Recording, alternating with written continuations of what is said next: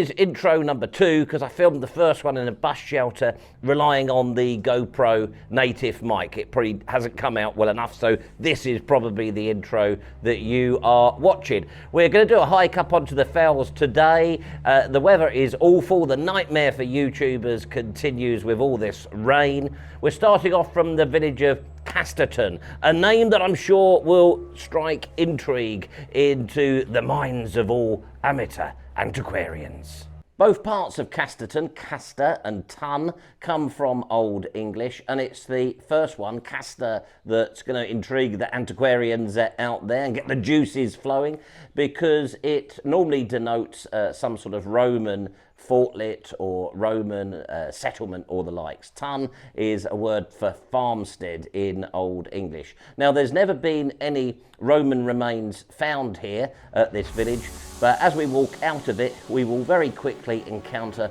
a significant Roman road.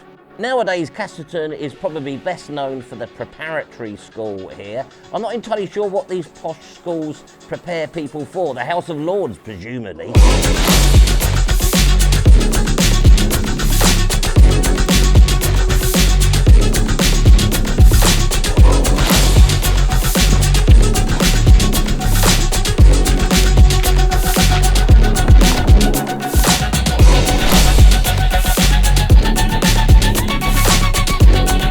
One for all you railway nutters. Shortly after leaving the disused railway line, we reach Wandle's Lane, a Roman road, the Ribchester to Low Borrowbridge Fort Road. This is one of the very few stretches of it that remains in use as a road, and experts and amateurs are in agreement that this road fell out of use pretty quickly when the Dark Ages came. I still practice the Green Cross Code and recommend that you do too. It was then a pretty arduous slog in awful rainy conditions up Fell Road, taking a wrong turn at one point until I eventually reached the correct turning, which is going to take us up to Brownthwaite Pike. We are nearing the end of the intake now and will soon be on open access land. But rather frustratingly for us amateur YouTube antiquarians, over here we have something that we can't get to that I would very much like to. Because down in the bottom corner of this field is a Bronze Age stone circle, or ringcairn, probably a stone circle, called Casterton Stone Circle or Langthwaite Gill Stone Circle. And rather frustratingly, it didn't quite make it into the open access land.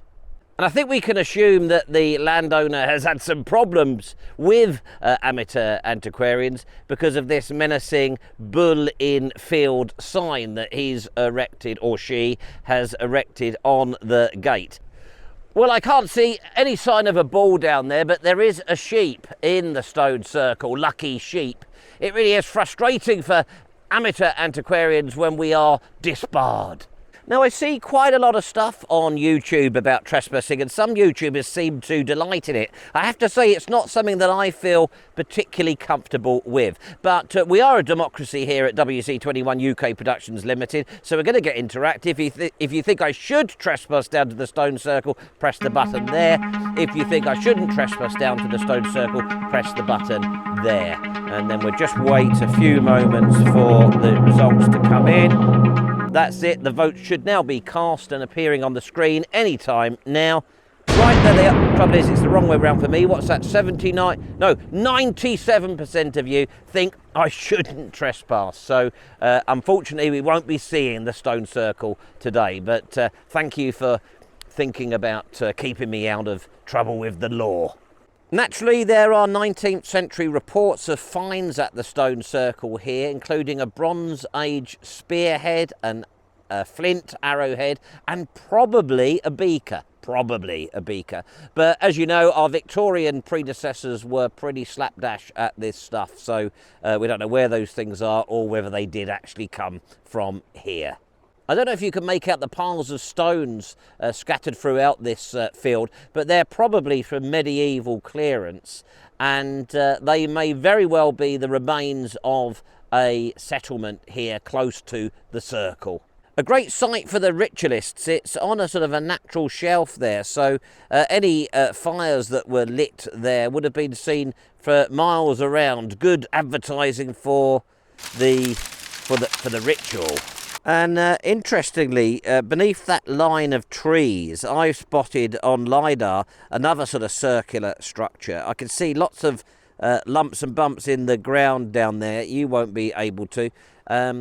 Perhaps put the LiDAR up, but it does seem to look very much like another circle, absolutely sort of in line with our circle over there.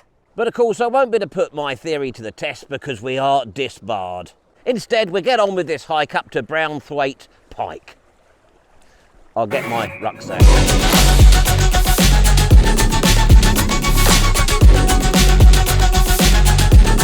The access land is finally reached. We're now above the intake. Good old Tony Blair.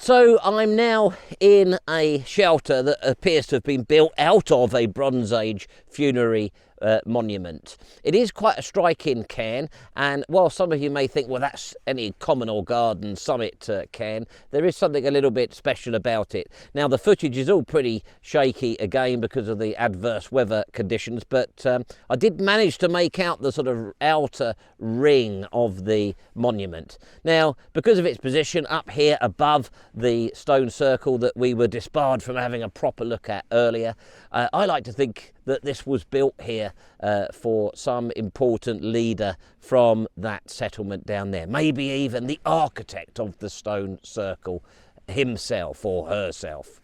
Or possibly the other stone circle that I may have identified. Well, I hope you got some enjoyment out of that. Another frustrating video to make because of this perpetually rainy winter that we seem to be having this year. I'm going to now have a quick coffee to warm myself up, but we'll leave the video there. Thanks for watching, like, subscribe, all that sort of thing, and we'll see you again next week.